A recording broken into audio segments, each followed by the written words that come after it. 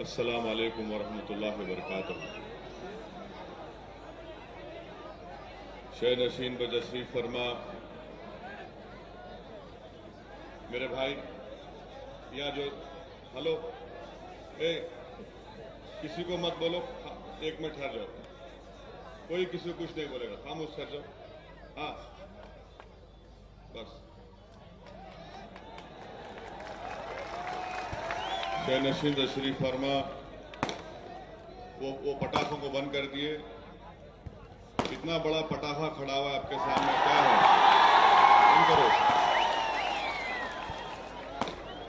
बंद करो, बंद कर दिए उसको।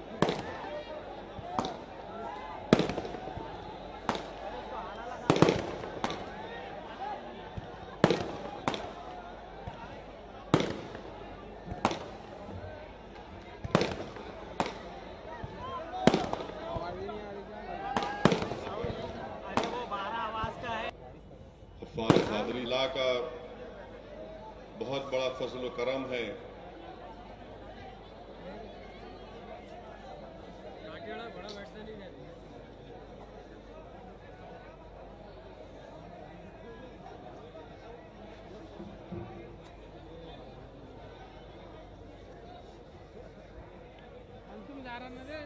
भाई थोड़ी देर सब्र करिए।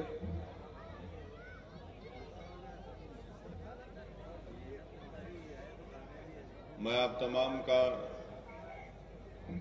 शुक्रगुजार हूं। तमाम औरंगाबाद के जिम्मेदारों का, बुजुर्गों का, उलमाए कराम का, नौजवानों का, मेरी इज्जतदार माँ और बहनों का, कि आप तमाम की दुआओं की वजह से, आप तमाम की मेहनत की वजह से, आप तमाम के जुस्तजू की वजह से और आप तमाम की कुर्बानियों की वजह से अल्लाह सुब्हाना व तआला ने हम तमाम को एक अजीम कामयाबी से नवाजा। और यकीन जानिए कि ये जो कामयाबी हमको मिली, ये कामयाबी असदुद्दीन ओवैसी, अकबरुद्दीन ओवैसी की वजह से नहीं मिली। ये कामयाबी जो हमको मिली मेरे अजीज दोस्तों, ये सिर्फ और सिर्फ अल्लाह की वजह से मिली है। अल्लाह गफूरुर रहीम है, अल्लाह सत्तार और गफ्फार है, अल्लाह लतीफ है। और इसी लतीफ ने हम तमाम को अजीम कामयाबी से हमकिनार किया। 27 साल एक लंबा अरसा होता है और अल्लाह ने दिलों को जोड़ने का काम किया। दिलों में मोहब्बत डालने का काम सिर्फ अल्लाह सुब्हाना व तआला का है। एक इंसान खड़े होकर 1.5 घंटा 2-2 घंटे तकरीर कर सकता है, मगर किसी के दिल को हक की जानिब रागिब करना सिर्फ अल्लाह का काम है। और ये कामयाबी सिर्फ और सिर्फ अल्लाह की वजह से हुई। जमाना ये समझ रहा था कि एक छोटी सी जमात कैसे इन बड़े बड़े खद्दावर शख्सियतों का मुकाबला करेगी। जमाना ये सवाल कर रहा था कि क्या एक जमात, बरसर इख्तिदार जमात कांग्रेस और राष्ट्रवादी से कैसे मुकाबला करेगी, जिनके पास ताकत है, जिनके पास वसाइल हैं, जिनके पास दौलत के अंबार हैं। मगर जमाने ने देखा और जिन लोगों ने ये सवाल किया था, जिनके जहनों में शक और शुबा था, उन तमाम के शक और शुबे को, उन तमाम के इन गलत फैसलों को, उनकी गलत सोच को, ये तमाम के तमाम इनके फैसले गलत साबित हो गए। क्योंकि हमने अजीज दोस्तों अगर मेहनत की, जुस्तजू की, वो सिर्फ और सिर्फ अल्लाह की खुशनुदी के लिए की। और अल्लाह ने दिखला दिया कि जो कौम जिनका मकसद खालिस और जिनमें इखलास होता है, जो सिर्फ और सिर्फ अल्लाह की खुशनूदी को हासिल करना चाहते हैं, अल्लाह सुब्हानहू तआला ने तारीख इस्लाम गवाह है कि नामसाइब हालात में भी अल्लाह ने उनको कामयाब किया। तो यकीनन औरंगाबाद की यह कामयाबी एक तारीख साज कामयाबी है। अब ये हम तमाम की जिम्मेदारी है कि 27 साल का एक लंबा अरसा हमको लगा, अब हमको ये बताना पड़ेगा कि 27 साल तक नहीं बल्कि सुबह क़यामत तक इंशाअल्लाह ताला औरंगाबाद की सरजमीन से मजलिस इत्तेहादुल मुस्लिमीन के अरकान असेंबली कामयाब होते रहेंगे इंशाअल्लाह ताला। मेरे पास अल्फाज नहीं है कि जो मोहब्बत के मुजाहरे आपने किए, मेरे पास अल्फाज नहीं है। मैं सिर्फ अल्लाह से दुआ ही करता था कि या अल्लाह असदुद्दीन अवैसी इस मोहब्बत का मुस्तहक नहीं है, असदुद्दीन अवैसी इन नौजवानों के इन जज्बाती लगाव का मुस्तहक नहीं है। परवरदिगार तो हमको इतना काबिल बना दे कि हम इनकी उम्मीदों पर उतर सके। और इंशाअल्लाह ताला हम पूरी कोशिश करेंगे कि आपने जो हमसे उम्मीदें वाबस्ता की है, इंशाअल्लाह ताला हम पूरे इखलास के साथ बेनफ्स होकर जो मकसद के हमारे सामने है उस मकसद के उसूल के लिए आगे बढ़ेंगे। जहां पर हमको कामयाबी मिली वहीं पर हमको इस बात का भी एहसास है कि गफ्फार कादरी साहब भी चंद वोटों से सीट पर कामयाबी हासिल नहीं कर सके।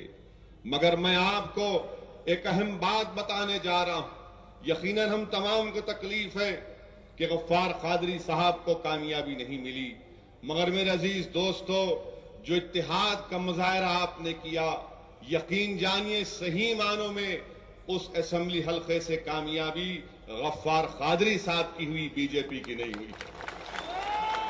और अगर हम इसी मेहनत और जुस्तजू को सामने रखकर काम करेंगे और इसी पैगाम को लेकर आगे बढ़ेंगे तो 2019 दूर नहीं है जब हम इंशाअल्लाह ताला दोबारा उस असेंबली हल्के से अपने उम्मीदवार को कामयाब करेंगे। मेरे अजीज दोस्तों, ये काम तो आप और हमने मिलकर किया है। अब हम तमाम की जिम्मेदारी है कि हम इसको लेकर आगे बढ़ें। हम तमाम की जिम्मेदारी है कि हम तमाम मिलकर इम्तियाज जलील को सही करें। अगर वो गलत फैसला करते हैं तो आओ बताओ उनको, अगर अच्छा करते हैं तो उनकी हिम्मत अफजाई करिए। आज एक इम्तियाज जलील नहीं कामयाब हुआ, एक वारिस पठान नहीं कामयाब हुआ, बल्कि औरंगाबाद के एक एक शख्स की कामयाबी है, चाहे वो हिंदू हो या मुसलमान हो या दलित हो। और हम बिला लिहाज मजहब मिल्लत काम करेंगे। हम औरंगाबाद को उसका जो तारीखी मुकाम है उसको दिला कर रहेंगे इंशाअल्लाह ताला। औरंगाबाद में तरक्याती काम जो पिछले कई सालों से ठप पड़े हुए थे, पूरी लगन और एक जुस्तजू के साथ उस काम को पूरा किया जाएगा। जहां पर गफ्फार कादरी साहब की नाकामी पर हम तमाम को गम है, वहीं पर एक बोझ हमारे सीनों पर है कि गाड़े साहब कामयाब नहीं हो सके। मगर मैं मुबारकबाद देता हूं उस असेंबली के हल्के के अवाम से जिन्होंने बेलौस मोहब्बत का मुजाहरा किया और गाड़े साहब के हक में अपने वोट का इस्तेमाल किया। इंशाअल्लाह ताला एक कदम अब हमने बढ़ाया है। यकीन जानिए अब हमको आगे बढ़ना है। मुझे पूरा यकीन है कि आने वाले 5 साल में जो हमारे ऑर्गेनाइजेशन में कमजोरियां हैं उस कमजोरियों को दूर किया जाएगा।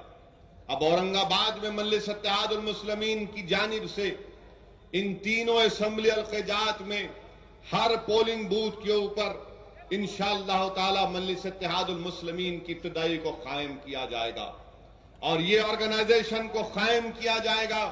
और जो मेहनत करेगा, जुस्तजू करेगा, तो यकीन जानिए मैं आप तमाम के दरमियान में खड़े होकर ऐलान कर रहा हूं कि जो मेहनत करेगा, जुस्तजू करेगा, जो जुल्म नहीं करेगा, जो चोरी के कारोबार में मुलविस नहीं होगा, मजलिस इत्तेहादुल मुस्लिमीन और असदुद्दीन ओवैसी उसको डाइस पर नहीं बिठाएगी, मैं उसको अपने खंधे पर बिठाकर औरंगाबाद में फिरूंगा। और हमको ऐसे लोगों की जरूरत है और जो लोग जिनके दिलों में ये शक और शुबा है कि अब कैसा होगा। मैं आपसे कह रहा हूं कि आइए जमात के इब्तदाइयों को कायम करिए आपके पोलिंग बूथ के पास, और हैदराबाद से मरकज से भी लोग आएंगे, वो इस तमाम ऑर्गेनाइजेशन की देखभाल करेंगे और हर इंशाअल्लाह ताला तीनों असेंबली हल्क़ात पर यह तंजीमी काम असर नौ किया जाएगा। और मैं आपके दरमियान में खड़े होकर कह रहा हूं कि जिन हजरात ने ऐसे वक्त में मजलिस इत्तेहादुल मुस्लिमीन का साथ किया, मजलिस इत्तेहादुल मुस्लिमीन असदुद्दीन ओवैसी, उन लोगों की इस कुर्बानी को हम कभी नहीं भूलेंगे। जब लोग हमारा हाथ पकड़ने से डरते थे, वो लोग आगे बढ़कर जमात का काम किया। मैं उनका भी शुक्रगुजार हूं। मैं शुक्रगुजार हूं तमाम उलमाए कराम का, जिनका ताल्लुक मुख्तलिफ मसलक से है, मगर जब मामला आ गया इज्तिमाइयत का, तो सब ने कहा कि नहीं, हम एक होकर इन दुनिया को बताएंगे कि इत्तेहाद की अहमियत और उसकी कुव्वत क्या है। मैं उन तमाम उलमाए कराम का भी शुक्रिया अदा करता हूं। मेरे पास अल्फाज नहीं है कि मैं कैसे आप लोगों का शुक्रिया अदा कर सकूं, और मैं ये समझता हूं कि अगर इम्तियाज जलील साहब इन तमाम चीजों को सामने रखकर काम करेंगे तो बेहतरीन खिराज अकीदत होगा, वो बेहतरीन शुक्रिया होगा उन तमाम लोगों का जिनको मैं नहीं जानता, जिनको इम्तियाज जलील नहीं जानते, मगर 15 तारीख के दिन वो इम्तियाज जलील बनकर, वो असदुद्दीन ओवैसी बनकर अपने घरों से निकलकर अपने के कोट का इस्तेमाल किए। मैं आप तमाम का दिल की गहराइयों से शुक्रिया अदा करता हूं, और अल्लाह का भी सबसे पहले शुक्रगुजार हूं कि अल्लाह सुब्हानहू व तआला ने हमको एक अजीम शान कामयाबी से नवाजा। मेरे अजीज दोस्तों, मैं अपने मजलिसी रुफ़क़ा को बताना चाहता हूं, मेरे मजलिसी रुफ़क़ा को बताना चाहता हूं, जो मेरे नौजवानों को बताना चाहता हूं कि जिम्मेदारी क्या है। मैं दुनिया को पैगाम देना चाहता हूं, मैं दावत देना चाह रहा हूं इस्लाम की उन तमाम को जो आज कह रहे हैं कि मजलिस क्या है, ये मजलिस आने से ये तमाम चीजें बढ़ेगी। मुझे इस मौके पर मेरे अजीज दोस्तों उलमाए कराम की मौजूदगी में कह रहा हूं कि मुझे फारूक आजम के वे दौर का वाकया याद आ रहा है कि दो लोग फारूक आजम के दरबार में एक नौजवान बच्चे को घसीट कर लाते हैं और लाकर फारूक आजम के सामने कहते हैं कि ये खलीफा, इसने हमारे बाप को मार दिया। फारूक आजम के दरबार में फारूक आजम पूछते हैं उस नौजवान से, बता ये इल्जाम सही है? तो उसने कहा ये इल्जाम सही है। वाकया ये है कि मैं इनकी जमीन पर अपने ऊंट को चरवाता था और इनके वालिद ने एक पत्थर उठाकर मेरे ऊंट को मारा, मेरे ऊंट की आंख जाए हो गई। मैं गुस्से में आकर पत्थर उठाकर इन नौजवानों के बाप की तरफ फेंका। बच्चा कहता है और वो हलाक हो गई, एक्सीडेंट था। फारूक आजम उन नौजवानों से पूछते हैं, बताओ तुम क्या चाहते हो? कहते कसास, बदला चाहिए। फारूक आजम उस नौजवान से कहते हैं कि ये इस्लामी कानून है। वो नौजवान कहता है, ए खलीफत रसूलुल्लाह सल्लल्लाहु अलैहि वसल्लम, मुझे 3 दिन का मौका दो, मुझे 3 दिन का मौका दीजिए। मेरा एक भाई है, मेरे मरहूम बाप की दौलत एक जगह पर है, मैं उसको लेकर अपने भाई को देना चाहता हूं और 3 दिन के बाद वापस आऊंगा। फारूक आजम उस नौजवान की तरफ देखकर कहते हैं, क्या कह रहा है? तेरे बाप की कौन सी दौलत और कौन से 3 दिन की तू बात कर रहा है? वो कहता है कि नहीं, मुझे 3 दिन का वक्त दीजिए। तो फारूक आजम ऐलान फरमाते हैं कि अगर इस दरबार में अगर कोई है जो इस बच्चे की गारंटी लेगा कि 3 दिन के बाद आएगा, तो मैं उसको इजाजत देता हूं जाने की। वो नौजवान बच्चा पुकारता है, मेरी मदद करो, मेरी मदद करो, मैं आज मुसीबत में हूं, मेरी मदद करो। लोग ये बात सुनकर अपनी नजरें झुका लेते, खामोश हो जाते, नजरें झुका लेते, खामोश हो जाते, कोई उसकी मदद को सामने नहीं आता। एक हाथ कोने से उठता है, एक हाथ उठता है कि हां मैं गारंटर बनता हूं इस बच्चे का। लोग परेशान होते हैं कि कौन है ये, कौन है ये? तो कौन है ये? अबू दर गफ्फारी रज़ी अल्लाह ताला अन्हु। अबू दर गफ्फारी रज़ी अल्लाह ताला अन्हु, जिन्होंने अरब के कबाइलों को इस्लाम का पैगाम पहुंचाया, मसाइब उठाए दीन इस्लाम की सरबुलंदी के लिए, वो अबू दर गफ्फारी रज़ी अल्लाह ताला अन्हु अपना हाथ उठाते। फारूक आजम कहते हैं कि ठीक है, और गारंटर का कानून यह है कि अगर 3 दिन के अंदर वो बच्चा नहीं आएगा तो उसकी जगह पे अबू दर गफ्फारी रज़ी अल्लाह ताला अन्हु को सजा दी जाएगी। 3 दिन जब हो जाते हैं, तीसरा दिन होता है, वो दो नौजवान अबू दर गफ्फारी के घर को जाते हैं। असर का वक्त होता है कि चलिए फारूक आजम के दरबार में। कहते हैं कि नहीं, अभी दिन खत्म नहीं हुआ, मगरिब के वक्त दिन खत्म होता है। मगरिब के से पहले पहुंचते हैं फारूक आजम के दरबार में। अज़ा हो रही है और दुनिया देखती है कि बच्चा भाग कर आ रहा है। कहे फारूक आजम मैं आ गया, मैं फारूक आजम मैं आ गया। लोग खुश होते हैं, लोग मुस्कुराते हैं कि चलो ये बच्चा आ गया। फारूक आजम देखकर उस बच्चे से पूछते हैं कि नौजवान, मैंने तेरे पीछे अपने कोई सिपाही को नहीं भिजाया, मैंने तेरे पीछे किसी को नहीं भिजाया, तू कैसे आ गया, क्यों आया बता। वो नौजवान पुकार कर कहता है, फारूक आजम अगर मैं नहीं आता तो दुनिया ये बोल देती कि मुसलमान जब वादा करता झूठा वादा करता, इसलिए दुनिया को बताने के लिए कि वादा करता। फारूक आजम अबू दर गफ्फारी से पूछते हैं, अबू दर तुम इस बच्चे को नहीं जानते और तुमने इसकी गारंटी ली। हजरत अबू दर गफ्फारी रज़ी अल्लाह ताला अन्हु फरमाते हैं कि फारूक आजम मुझे भी ये बात गवारा नहीं लगी, मुझे भी ये बात गवारा नहीं लगी कि किसी मुसलमान को मदद की जरूरत पड़े, कोई मदद के लिए पुकारे और कोई उसका हाथ ना पकड़े। इसीलिए मैंने कहा कि मैं इसका गारंटर बन जाता हूं। याद रखो नौजवानों, याद रखो मेरे मंदिर की रुफ़क़ा, अगर कोई तुमको मदद को पुकारे तो जाओ उसकी मदद करो।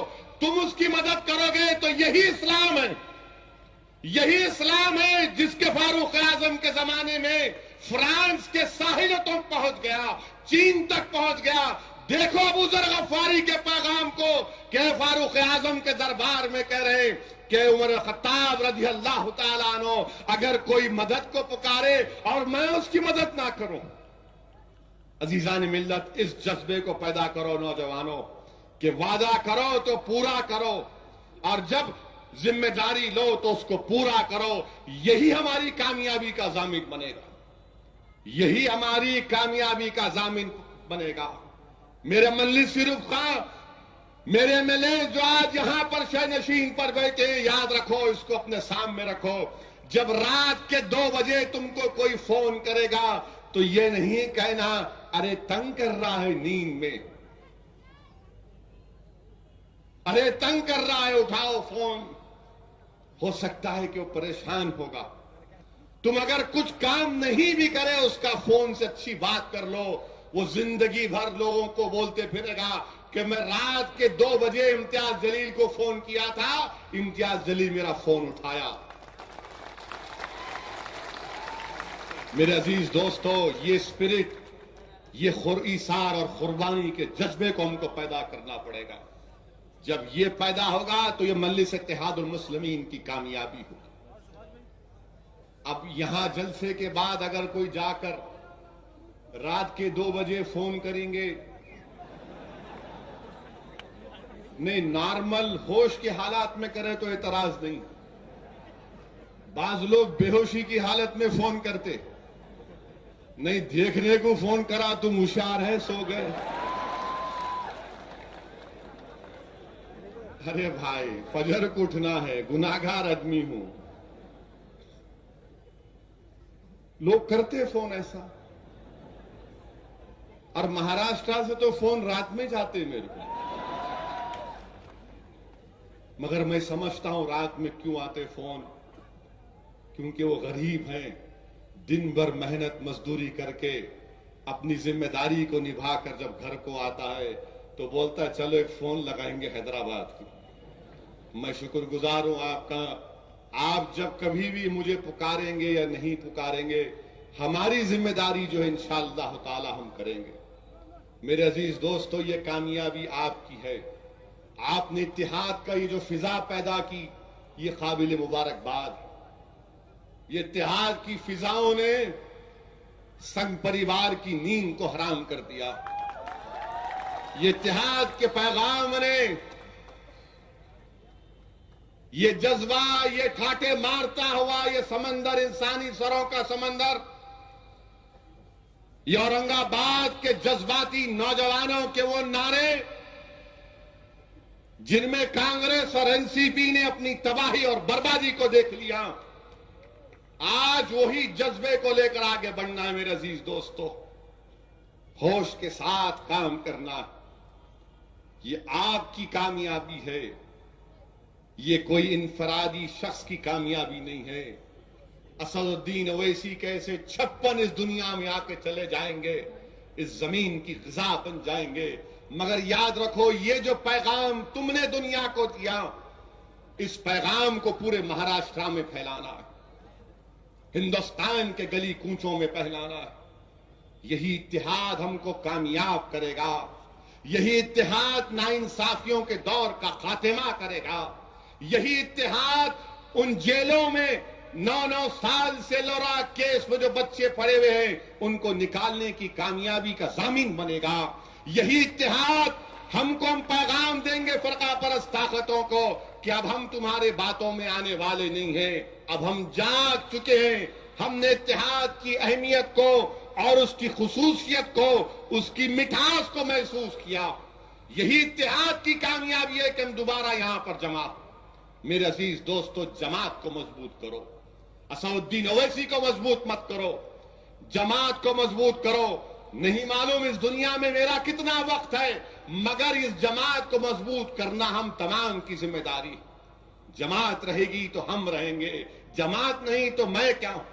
अगर मैं आज खड़ा हूं तो जमात की वजह से खड़ा हूं। मजलिस इत्तेहादुल मुस्लिमीन को मजबूत करिए।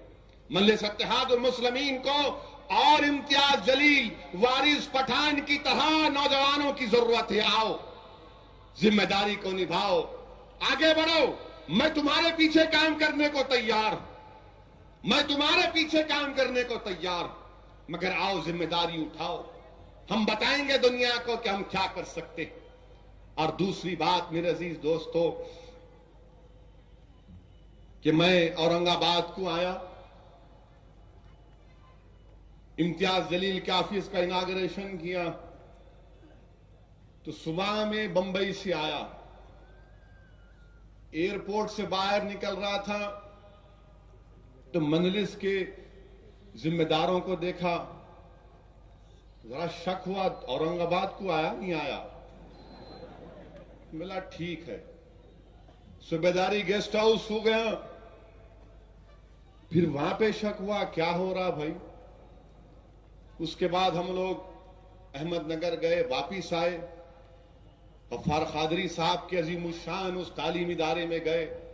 अल्लाह उसको सुबह क़यामत तक आबाद रखे। और वो बिल्डिंग ये बता रही थी कि गफ्फार कादरी को अल्लाह से कितनी मोहब्बत है।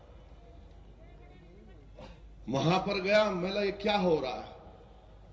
फिर वहां से निकल के इम्तियाज जलील के दफ्तर को गए, इनाग्रेशन किया, तो फौरन एसीपी साहब आ गए। बोला हाँ, औरंगाबाद को आ गए।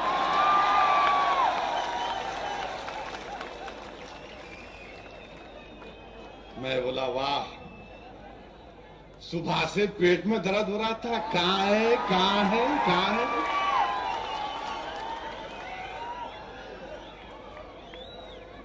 समझ में नहीं आ रहा था कहां है। Where are you, how are you. ACP साहब को देखते ही कलेजे को ठंडक पहुंची। एसीपी साहब आके, मैं बोला आइए। इम्तियाज जलील साहब बोला एंटी रूम खोलो, अंदर बैठेंगे। मिला लाओ, कहां पे साइन करूं लव लेटर पे।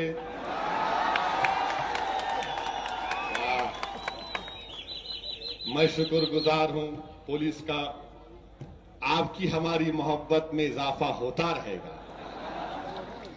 आप हमको मोहब्बत के खत लिखते रहेंगे, हम उसको कबूल करते रहेंगे इंशाअल्लाह। इत्मीनान पहुंचा। अच्छा लाइए, लाओ लाओ लाओ लाओ लाओ लाओ, रोकना नहीं।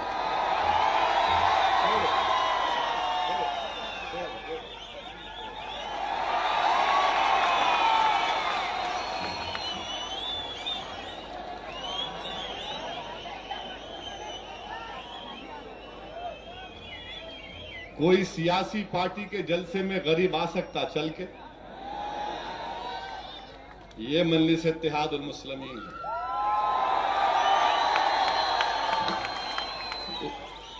हमारे बुजुर्ग को ये बात का पूरा इत्मीनान और एतमाद था कि मैं जा सकता हूं डाइस तक। दूसरे जलसों में गए तो उन्हें वहां से रोकता, वी वी क्या है अंदर, क्या लेके आया। ऊपर से दाढ़ी वाला हरा डाल के आया तो उन्हें बोलता जलसा बर्खास्त, भगाओ इसको गाड़ी में।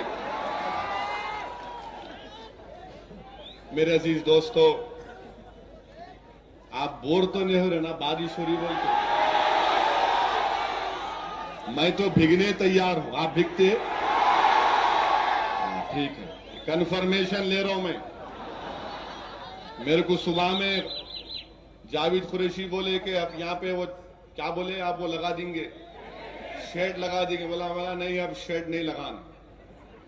हम तो ये कांग्रेस बीजेपी शिवसेना के शेडों को तोड़ के आए।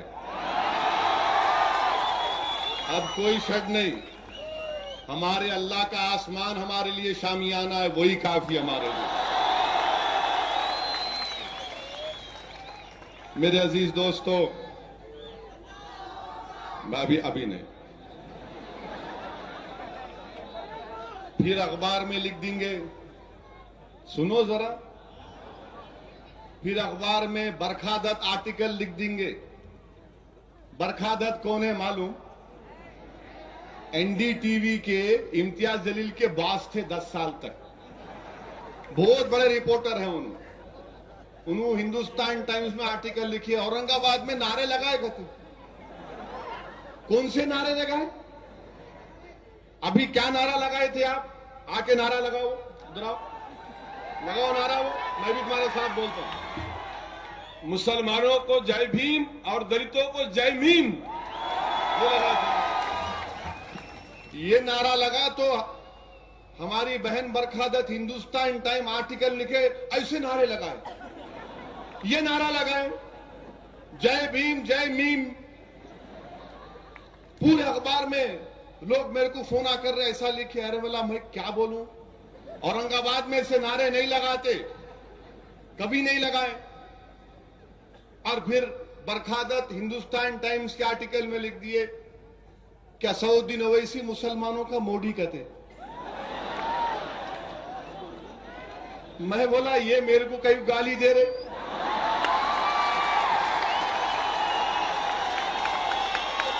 ये गाली है मेरे को। मेरा नाम असदुद्दीन ओवैसी है और मेरे हाथ के नीचे 6000 लोग तो नहीं मरे अल्हम्दुलिल्लाह। मैं तो अमन का पैगाम लेके आया हूं। मैं तो गरीबों के हुकूक को दिलाने की बात कर रहा हूं। मगर लिख दिया उन्होंने। मैं उनको एसएमएस भी करा, क्या लिखे आप, क्यों लिखे आप? मैं कहा हूं? बोला मैं मुसलमानों का लीडर भी नहीं हूं। याद रखो, आप तमाम के सामने कह रहा हूं कि मैं मुसलमानों का लीडर नहीं हूं। ना मेरी ख्वाहिश है कि मुसलमानों का या किसी का लीडर बनो। मेरी सिर्फ इतनी ख्वाहिश है कि जब मैं इस दुनिया से जाऊं, जिस हाल में जाऊं, ईमान की हालत में जाऊंगा इंशाअल्लाह ताला। जिस हाल में जाऊंगा मेरे की ख्वाहिश है कि लोग कहना कि नहीं ये लीडर नहीं था, ये फकीर था, ये हमारा नौकर था। ये मेरी ख्वाहिश है और अल्लाह जानता है मेरी इस ख्वाहिश को। मैं तुम्हारा खायद नहीं हूं, मैं तुम्हारा फकीर हूं, मैं तुम्हारा नौकर हूं। मैं तुम्हारा नौकर हूं, मैं नौकर नौकरी करना चाहता हूं। मैं हिंदुस्तान के उन गरीब मजलूम मुसलमान और दलितों की नौकरी करना चाहता हूं। मैं तुमसे भीख मांग रहा हूं कि तुम मुझे अपना नौकर बना लो। तुमने बहुत सौ की नौकरी की, तुम आज मुझे अपना नौकर बना लो। तुमने बहुत सौ को अपना आका बनाया, नहीं मैं तुम्हारा कोई नहीं हूं, मैं तुम्हारी नौकरी करना चाहता हूं। मजलिस इत्तेहाद और मुस्लिमीन तुम्हारी नौकरी करना चाहती है। हम फकीर हैं, हम कलंदर हैं, क्या लेके आए थे क्या लेके जाएंगे। मेरे अजीज दोस्तों, ये प्रोपेगेंडा मीडिया में मजलिस कामयाब हुई। पवन खेरा एक है दिल्ली के, अरे छोड़ो बाबा, सुनो, अब उसका जवाब नहीं देना चाह रहा था मगर तुम बोले। उसका जवाब क्या है? रोज हमारे दर्शन हो रहे नहीं हो रहे? हमारे सामने लाके फोड़ रहे नारियल, फोड़। मेरे दर्शन कर रहे नहीं कर रहे, छोड़ो, मगर तुम उनका दर्शन न करो, उनको करने दो। हम किसका दर्शन करते? ला इलाहा इल्लल्लाह, ये हमारा दर्शन। इन्हों हमारा दर्शन कर रहे, क्या करते करने दो। जैसा कि इन्हों बोलने से कुछ हो जाने वाला है, इन्हों दिखाने से कुछ हो जाने वाला है। अल्लाह है बाबू, अल्लाह है, अल्लाह गफूर रहीम है। मगर आप जो है ना, गंदगी को देखना नहीं। आपको मालूम ही नहीं गंदगी है, क्यों देखते आप? छोड़ो उसको, अच्छी चीज देखो। अच्छी चीज नहीं देख सकते तो कुरान खोलो, कुरान पढ़ो, नमाज पढ़ो। वक्त जाया मत करो ये इसमें बेकार है, टाइम कम है दुनिया में। और टाइम है तो जाके देखो अपने मोहल्ले में क्या मसाइल है, स्कूल अच्छा है ही नहीं है, कोई गरीब परेशान है क्या, जाके देखो। कोई बच्चा रो रहा तो उसका हाथ पकड़ो, कोई यतीम है तो सर पे हाथ रखो। ये काम करो, ये छोड़ो। ये इन्हों हमारा दर्शन कर रहे, करने दो इनको। इनको मालूम कि हम क्या हैं उनके। हम तो बोल रहे वेलकम करो। बहरहाल मेरे अजीज दोस्तों, लव लेटर के मुताबिक 9 बजे खत्म करना है।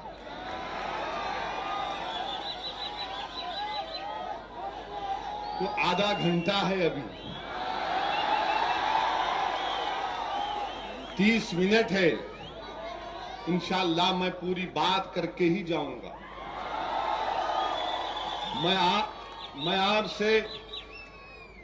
मैं आपसे गुफ्तगू कर रहा था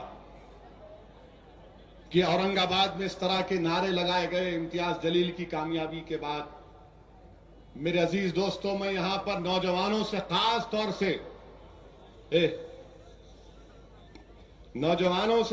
तौर से अपील करना चाह रहा हूं कि कोई हमारे खिलाफ बोलता है बोलने दो, बकता है बकने दो, दीवाना है दीवानगी का मजाहरा करने दो। मगर इसका यह मतलब नहीं है कि हम फेसबुक पे जाके उसको भी गाली दे। नहीं मेरे भाई, हम किसी को गाली देने वाले नहीं हैं। हम किसकी उम्मत है आपको मालूम? हम मोहम्मद मुस्तफा सल्लल्लाहु अलैहि वसल्लम की उम्मत है। रसूलुल्लाह सल्लल्लाहु अलैहि वसल्लम को अल्लाह ने इख्तियार दिया था ताइफ के बाजारों में कि जिब्रील अमीन यहां के कहा था कि या रसूलल्लाह, अगर आप हुक्म फरमा दें तो इसको पहाड़ों के दरमियान में पीस दिया जाएगा। मगर रसूलुल्लाह सल्लल्लाहु अलैहि वसल्लम ने कहा कि नहीं, मैं रहमतुल आलमीन बनाकर भेजा गया हूं। हम रहमतुल आलमीन की उम्मत हैं। हम जमाने के लिए रहमत के मुजाहरे करेंगे, जहमत के मुजाहरे नहीं करेंगे। हम दुनिया को रहमत का पैगाम देंगे, गाली से पैगाम नहीं देंगे। कोई फेसबुक पर अगर असदुद्दीन ओवैसी को गाली देता है या कुछ करता है तो ऐसा नहीं कि हम भी वैसा करें। नहीं मेरे अजीज दोस्तों, अगर किसी ने कहा कि मजलिस एंटी नेशनल है तो ये गलत है कि हमने उसकी तस्वीर लगाकर कोई और काम कर दिए। नहीं मेरे भाई, ये गलत है। ऐसा मत करो नौजवानों। यकीनन फेसबुक पर आर्ग्यू करो, डिबेट करो, अपने मशवरों के साथ, अपने स्ट्रांग पॉइंट्स के साथ, और उनको अपनी बहस से, अपने पॉइंट से सामने वाले को जेर कर दो। मगर आदाब के दायरे में रहकर, आदाब के दायरे में रहकर, हमारा कोई कट्टर दुश्मन भी होगा तो उसको मां बहन की गाली नहीं देना। हां, अगर कोई सोशल मीडिया पर अल्लाह के रसूल सल्लल्लाहु अलैहि वसल्लम की शान में गुस्ताखी करता है तो नोट करो मेरी इस बात को। हमारे हिंदुस्तान में, हमारे वतन अजीज में सेक्शन 66 आईटी एक्ट है, और आईटी एक्ट के तहत कंप्लेन दो, नॉन अवेलेबल सेक्शन लगता है उसके ऊपर। प्रिंट आउट निकालो, आईपी नंबर दो, पुलिस स्टेशन को जाके बोलो यहां से, ये जगह से मेरे रसूल मोहम्मद मुस्तफा सल्लल्लाहु अलैहि वसल्लम की शान में गुस्ताखी हुई। IT act section 66, 153A, 295 IPC लगाओ, जाके कंप्लेन करो, एफआईआर इशू होगा। ये काम हमको करना है। मगर ये नहीं है कि नहीं, उन्हें कुछ बोली थी, मैं भी ऐसा बोल देता हूं उसको। उन्हें बोली थी, बोलने दो, क्या करना है। उन्होंने बोलते, उनके बाप बोलते, सब बोलते, क्या फर्क पड़ा। अब तो खाली उनको हारमोनियम देने वाला हूं, गा मेरे नाम की कव्वाली प्यारे, और एक ढोल भी देंगे। अब तुम्हारा काम वही हो गया, सुबह उठते की मजलिस, असदुद्दीन ओवैसी, बीजेपी, शिवसेना, बोलो हमारे बारे में। असेंबली में वॉइस वोट से बीजेपी वालों ने एतमाद का वोट हासिल कर लिया। कांग्रेस वाले बोले ने मजलिस में साथ थी उनकी। हां, अरे पापियों, समंदर के दो किनारे एक नहीं हो सकते। जब तक हम जिंदा रहेंगे, मजलिस आरएसएस से, बीजेपी से अपना मुकाबला जमहूरी अंदाज में करते रहेगी इंशाअल्लाह ताला। ना हम ये महाराष्ट्र की बीजेपी की गवर्नमेंट की तायद करेंगे, ना हम शिवसेना अपोजिशन में उनका साथ देंगे, ना हम कांग्रेस राष्ट्रवादी के पास जाएंगे। औरंगाबाद की आवाम ने, महाराष्ट्र के दलित और मुसलमानों ने हमको वोट इसलिए दिया कि आप इन तमाम से दूर रह के अपना रास्ता तलाश करो। हम अपना रास्ता तलाश करेंगे, हम अपने मसाइल का हल उठाएंगे। कांग्रेस वाले सोशल मीडिया पे झूठ फैला दिए, और हमारे नौजवान, अरे ऐसा हुआ क्या, ऐसा करे क्या। अरे मेरा भाई, कहां करेंगे। बीजेपी वाले वॉइस वोट से पास कर लिए, संभलने नहीं आया, बोले जीत गए। अरे ये क्या बात है। ये तो ऐसा हो गया, बचपने में बच्चे खेल खेलते देखो आप, छीनम छानी, दूर जाते, उसमें दूर जाके छुपके पकड़ते। एक जना क्या करता, हाथ लगाता, मैं जीत गया। ये काम कर लिए बीजेपी वाले, हम जीत गए। ठीक है, जीते। अब जब असेंबली में मामला आएगा तो हम बताएंगे। और कांग्रेस वालों, मैं तुमसे पूछना चाह रहा हूं, तेलंगाना का जब बिल पार्लियामेंट में आया, तुम्हारी हुकूमत थी 2014 फरवरी में, मैं वाहिद रुकने पार्लियामान था जिसने 40 अमेंडमेंट्स दिए थे, 40 अमेंडमेंट्स दिए थे। तुम्हारी गवर्नमेंट थी, तुमने क्या जमहूरियत का गला नहीं घोंट दिया। मैं पुकार कर कह रहा था कि हैदराबाद जॉइंट कैपिटल नहीं बन सकता, हैदराबाद का लॉ एंड ऑर्डर नहीं दिया जा सकता गवर्नर के हाथ में। अरे कांग्रेसियों, तुमने कौन सी पार्लिमानी जमहूरियत के इक़्तिदार को मलूज रखा। ये तुम करते, उन्हों करते। मकोका कौन पास करे मकोका। अब हम बिल मूव करेंगे, तायद करते हैं नो, तायद करो, बताओ मकोका निकालो, हम बोलेंगे मकोका निकालो। याद रखो कांग्रेस राष्ट्रवादी वालों, तुम बुरी तरह एक्सपोज हो चुके हो।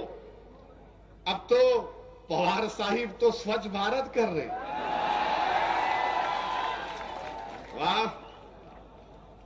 कल तक मोदी साहब बोलते थे शरद पवार, अजीत पवार के बारे में मित्रों चाचा भतीजे, चाचा भतीजे,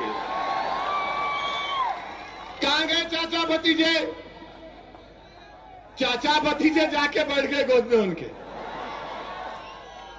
दोनों चाचा भतीजे स्वच्छ भारत कर रहे, हर पीर को साफ करना कहते, मंडे टू मंडे क्लीन करना। उधर से हमारे मोदी साहब ट्वीट कर दिए, बहुत अच्छा किए पवार साहब।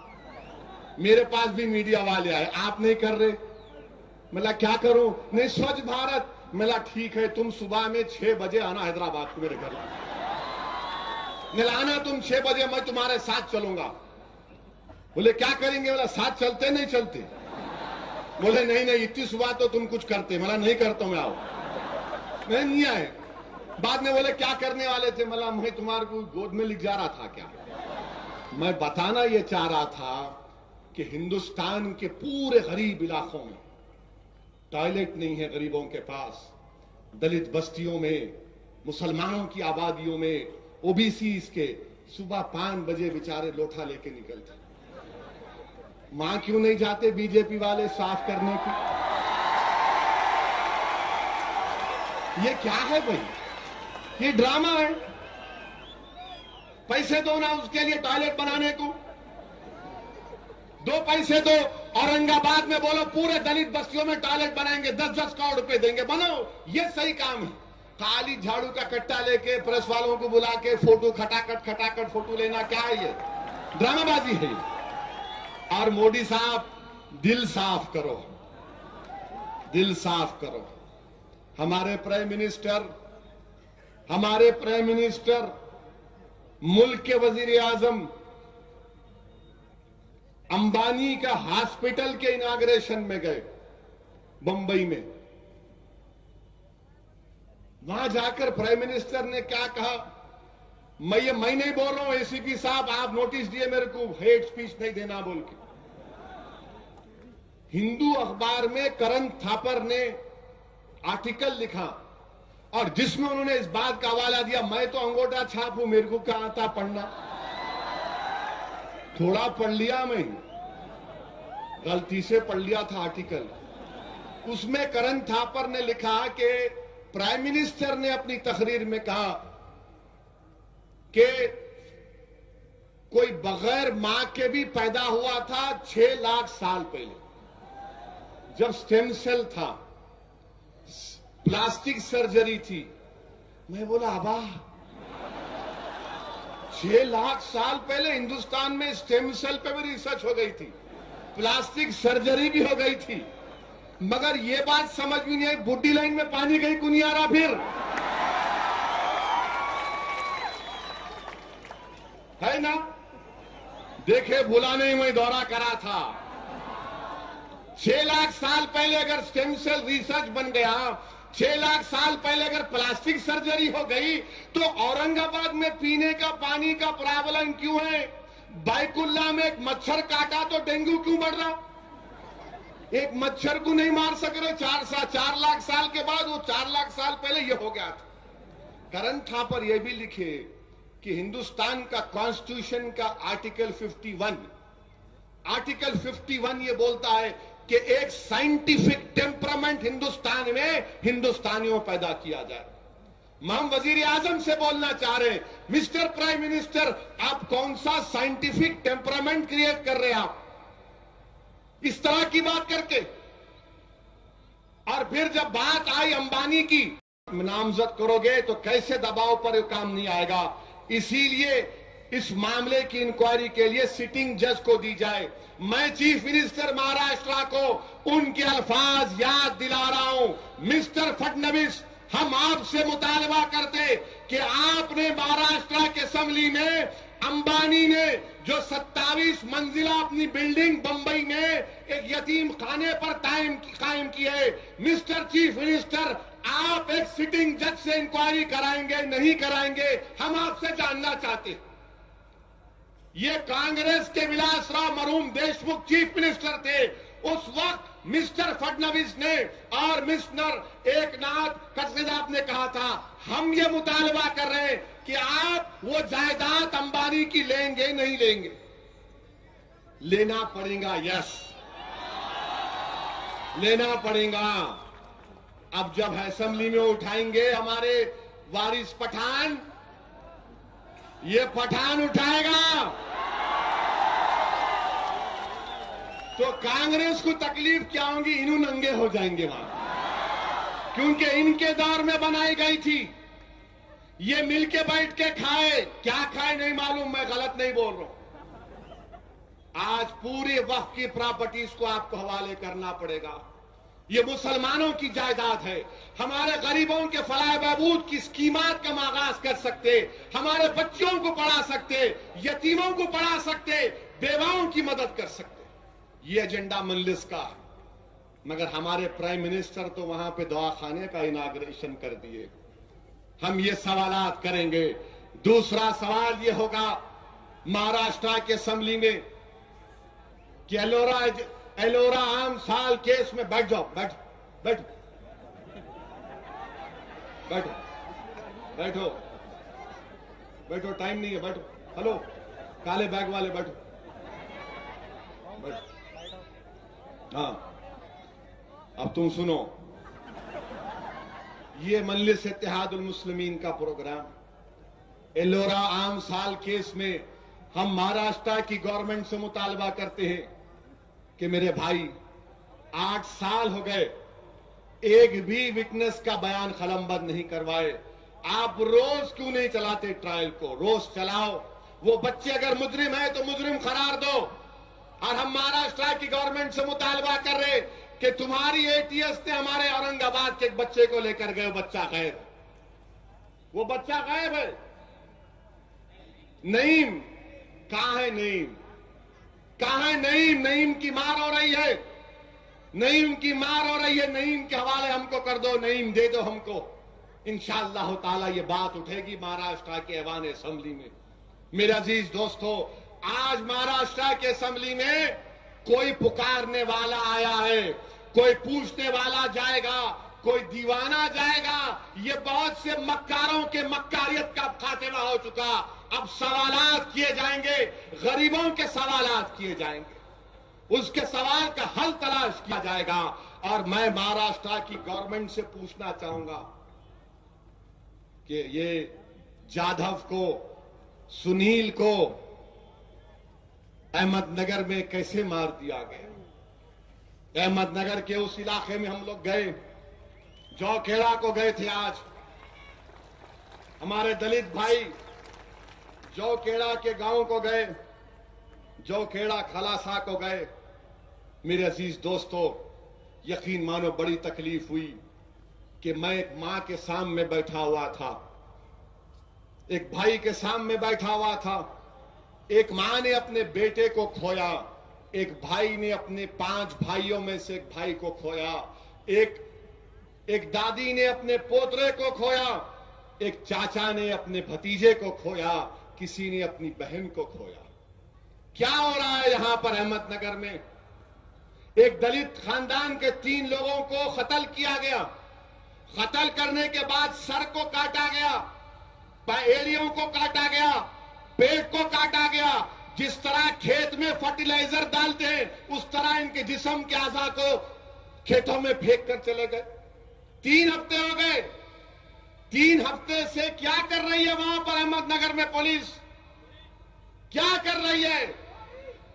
अगर हम एक बंडा उठाते मारने के लिए तो हम पर क्या लग जाता? मुकदमा लग जाता। दलित एहतजाज करते तो दलितों पर केस बुक कर दिए। ये क्या इंसाफ है? ये क्या इंसाफ हो रहा है? इंसान की जान की अहमियत नहीं है। अरे मरने वाला दलित हो तो उसको कोई अहमियत नहीं है उसकी जान की। अंबेडकर का नाम लेने वालों, यही अंबेडकरवादियों को मारकर तुम्हारी रियासत में जिस्म के टुकड़े कर कर उनके खेतों में फेंक दिया जा रहा है। 3 हफ्ते हो गए, कोई नहीं पकड़ा गया। और औरंगाबाद में हम जलसा करने को आते तो हमको नोटिस दी जाती कि ये नहीं बोलना, वो नहीं बोलना। मुझे एतराज नहीं है, मैं सिर्फ इंसाफ का पैमाना तुम्हारे सामने रख रहा हूं कि दलितों की जान की कीमत नहीं है, उनके खून की कीमत नहीं है कि जिस्म को काट कर फर्टिलाइजर की तरह खेतों में फेंक दिया गया। वो मां पुकार कर कह रही थी मुझसे, मराठी में कह रही थी, हमारे भाई तर्जुमा कर रहे थे, वो कह रही थी मुझे पैसे नहीं चाहिए, जिन लोगों ने मेरे बेटे को काटा उनको काटो। वो मां पुकार कर कह रही थी, अपने जज्बात की सही तर्जुमानी कर रही थी। और हर मां यही कहेगी, जिस मां के बच्चे को काटा जाएगा वो मां यही बोलेगी कि जिसने मेरे बेटे को काट कर फेंक दिया उसको भी काट कर फेंक दो। याद रखो हुकूमत करने वालों, अगर तुम गरीबों से इंसाफ नहीं करोगे, ये दलित जिनके पास कोई ताकत नहीं है, दौलत नहीं है, मगर याद रखो गरीब के पास एक बहुत बड़ी ताकत है। जब वो हाथ अल्लाह की बारगाह में उठाता तो अल्लाह सुब्हानहू व तआला उनकी आंखों को खाली जाने नहीं देता। तुम गरीबों की आंखों को नहीं देख सकते।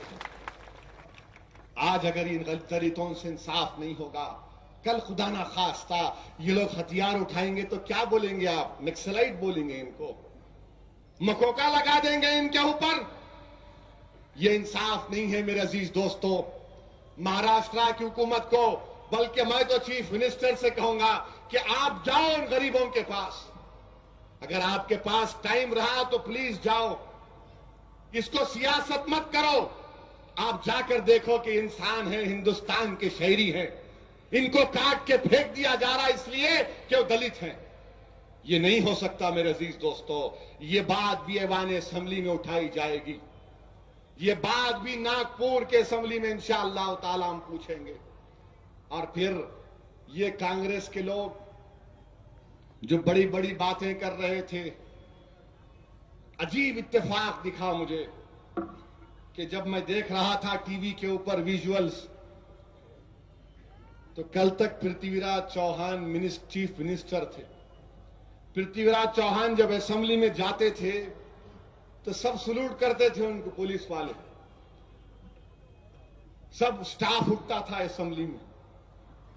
मगर कुर्बान जाइए महाराष्ट्र की आवाम पर, जमहूरियत पर, लोकशाही पर, कि यही महाराष्ट्र की आवाम ने पृथ्वीराज चौहान को असेंबली की सीढ़ियों पे लाके बिठा दिया। बैठ यहां पे, अब बैठ। वहां बैठ गए चीफ मिनिस्टर। इंसाफ करो, इंसाफ करो, हक दो, हक दो। अच्छा, हम जब पुकार रहे थे जेलों में हमारे बच्चे हैं, हम जब पुकार रहे थे स्कॉलरशिप दो, मगर कुछ नहीं कर सके। आज वक्त के चीफ मिनिस्टर को इख्तिदार गया तो रोड पे आके बैठ गए, सीढ़ियों पे बैठ गए। अब आगाज हुआ है, पृथ्वीराज साहब सीढ़ियों पे बैठे, अब कहां बैठेंगे देखते जाओ बाप। हमको एंटी नेशनल बोलने वाले हमारे पीछे पड़ जा रहे। हम एंटी नेशनल, मजलिस की कामयाबी एंटी नेशनल की कामयाबी, हमारी तकारीर में एंटी नेशनल है। अरे क्या एंटी नेशनल है? हम क्या गूंगे हैं? हम क्या तुम्हारी जबान में बोलेंगे? तुम्हारे लीडर तकरीर करे तो पूरे लोग सो जाते, मीडिया वाले सो जाते। हम तकरीर करें तो बारिश में ही मीडिया खड़ी हुई है। देखो आप, देखो आप, मुस्कुरा रहे भी और इंतजार में बैठे हुए हैं, अब बोलता कि जब बोलता कि। मगर नहीं बोलूंगा मैं, सब बोलूंगा मगर वो नहीं बोलूंगा। वो भी बोल दूंगा मगर तुम समझेगी भी नहीं, सब बोल दिया मैं। हर बात बोलेंगे। हम मीडिया के दोस्तों से भी बोलेंगे, रिक्वेस्ट करेंगे, अरे भाई क्या हमारे चेहरे पे भड़काऊ भाषण लिखा हुआ है? जहां जा रहे, जहां जा रहे। अच्छा, कांग्रेस वाले बोल रहे हैं दिल्ली में आ रहे, दिल्ली में आ रहे, दिल्ली में आ रहे, अब हमारे को ऐसा हो रहा। कांग्रेस वालों, मैं झारखंड नहीं गया ना, झारखंड तो नहीं लड़ रहा हूं इलेक्शन में। मैं चैलेंज कर रहा हूं तुमको, दिखाओ तुम जीत के झारखंड जाओ। छोड़ा मैं झारखंड तुम्हारे लिए, जाओ जाओ, तुम झारखंड को जाओ। मैं चैलेंज कर रहा हूं तुम्हारे सबसे बड़े लीडर को, रांची में जलसा रख लो, हमारा जलसा रख लेंगे, देख लेंगे कौन सा ग्राउंड भरता, कहां पर भरता। अभी नए गए तो तकलीफ हो रही इनको, गए तो क्या होता कि अल्लाह को मालूम। और इनके एक बहुत बड़े लीडर है दिग्विजय सिंह, उन्होंने बोल रहे दिल्ली में मजलिस बीजेपी करते। दिग्विजय सिंह साहब 28 मार्च को आप मेरे से मिले थे नहीं मिले थे? क्यों मिले थे बोलूं? जब मैं फिरका परस्त था, तुम्हारी जरूरत थी तो मैं तुम्हारा दोस्त, जब मैं तुम्हारे सामने सीना तान कर खड़ा हो जाता हूं तो मैं एंटी नेशनल। कौन होते हैं तुम लोग? मुझे हिंदुस्तान की नेशनलिज्म का सर्टिफिकेट देने वाले। मुझे तुम्हारे सर्टिफिकेट की जरूरत नहीं है, मुझे इस आवाम ने सर्टिफिकेट दिया, मैं इसी पर कुर्बान। अब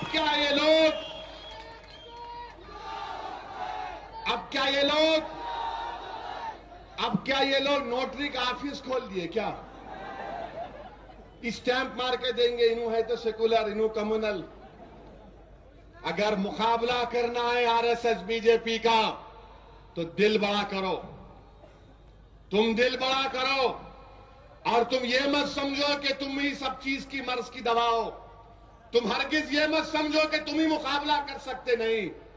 और तुम हरगिज ये मत समझो कि इनको हम बिठाएंगे तो इनको बाहर बिठाएंगे और हम सामने रहेंगे, नहीं। अगर मुकाबला करना है तो तुमको बराबरी का मुकाम देना पड़ेगा, मेरे मसाइल पर बात करना पड़ेगा। वरना मैं कोई कायद बनने का मेरा इरादा नहीं। मैं खलंदर, मैं फकीर, मैं एक नौकर हूं। मुझे कोई इख्तिदार के महलों में जाकर बैठने की ख्वाहिश थी ना है ना रहेगी इंशाअल्लाह। मुझे हिंदुस्तान के कोई वजारत से मोहब्बत नहीं है। मैं इन गरीबों के दरमियान में रहना चाहता हूं, मैं लड़ना चाहता हूं, इनके बहते हुए आंख से आंसू को पोंछना चाहता हूं। मैं इनके साथ ठहर कर हुकूमतों से लड़ना चाहता हूं, इंसाफ की लड़ाई लड़ना चाहता हूं। ये काम आपको करना पड़ेगा, ये काम आपको करना पड़ेगा। मगर अगर कोई बोलेगा नहीं, इन एंटी नेशनल शिंदे साहब, मोहतरम शिंदे साहब, आप होम मिनिस्टर थे, कोई ऐसी चीज बताइए जो मैं एंटी नेशनल हूं। क्या है बताइए? हाँ, मेरे चेहरे पे दाढ़ी है, सर पे टोपी है। अब तो शिवसेना वाले बोल रहे हरी टोपी पहन लो कहते। याद रखो शिवसेना वालों, तुमको मोदी ने बड़ी टोपी पिला दी। तुम समझे भी नहीं, तुम्हारे को एक नहीं 4 मरतबा भिला दिया। हम समझ गए, क्योंकि हम ये टोपी उतारते नहीं किसके सामने। और कोई पिनाने आया तो बोलते रहने दे बाबा, हमारी टोपी हमारे को उतारो। हरी टोपी दिए कहते। उर्दू पढ़ाए तो तकलीफ है। क्या तकलीफ है भाई? इनकलाब जिंदाबाद का नारा अगर किसी ने दिया तो उर्दू जबान ने दिया। उर्दू जबान ने हिंदुस्तान की आजादी में बहुत बड़ा रोल अदा किया। एक जबान ने पूरे मुल्क को मुत्तहिद किया अंग्रेजों के खिलाफ। एक फतवे ने पूरे मुल्क को मुत्तहिद किया। उलमाओं के खून की सियाही मुल्क को मुत्तहिद किया। एक उर्दू जबान का नारा पूरे मुल्क को मुत्तहिद किया। आप बोल रहे उर्दू से ऐसा नहीं, उर्दू से मुसलमानों की जबान नहीं है। यह हिंदुस्तान की तहजीब और तमद्दुन का एक बहुत बड़ा हिस्सा है। इसको बचा के रखना तमाम हिंदुस्तानियों की जिम्मेदारी। और हमारे खिलाफ शिवसेना वाले बोलते, अरे मेरे भाई, एक दाढ़ी वाले का गुस्सा ये दाढ़ी वाले पे कहीं को निकाल रहे। तुम्हारा गुस्सा उससे निकालो, लड़ो झगड़ो, अच्छा है। हम 50 साल से देख, आप हमारे ऊपर हावी रहे, आप लड़ो, हम बैठ के देखते हैं यहां से। वेरी गुड, हाँ लड़ो, चलो तुम करो, तुम गिरो, आगे अब करो। हमारे पीछे क्यों पड़ रहे? हम तो डेवलपमेंट के एजेंडा लेकर आगे बढ़ रहे हैं। हम डेवलपमेंट करना चाहते हैं। हम हुकूमत से कंस्ट्रक्टिव अपोजिशन का रोल अदा करेंगे। हम पूरी जुस्तजू के साथ और बेबाक तरीके के साथ आवाम के मसाइल को उठाएंगे और इसलिए आप तमाम के ताउन की जरूरत है। मेरे अजीज दोस्तों, दुआ करो आप कि अल्लाह मजलिस इत्तेहादुल मुस्लिमीन को और कामयाबी से नवाजे और हम जाएंगे उत्तर प्रदेश को। इंशाअल्लाह ताला उत्तर प्रदेश की फिजाओं में वही नारे चलेंगे जो महाराष्ट्र की फिजाओं में चल रहे हैं। उत्तर प्रदेश की फिजाओं में मजलिस जाएगी, इंशाअल्लाह अपना मुकाम पैदा करेगी। अब खत्म होने का टाइम आ गया मुलायम सिंह की फरका परस्त गवर्नमेंट का। जमात को मजबूत करिए, अमन को मजबूत करो, कोई ऐसे नारे मत लगाओ और खामोशी से अपने अपने घरों को जाइए और जमात की जिम्मेदारी को निभाइए। शुक्रिया, अल्लाह हाफिज।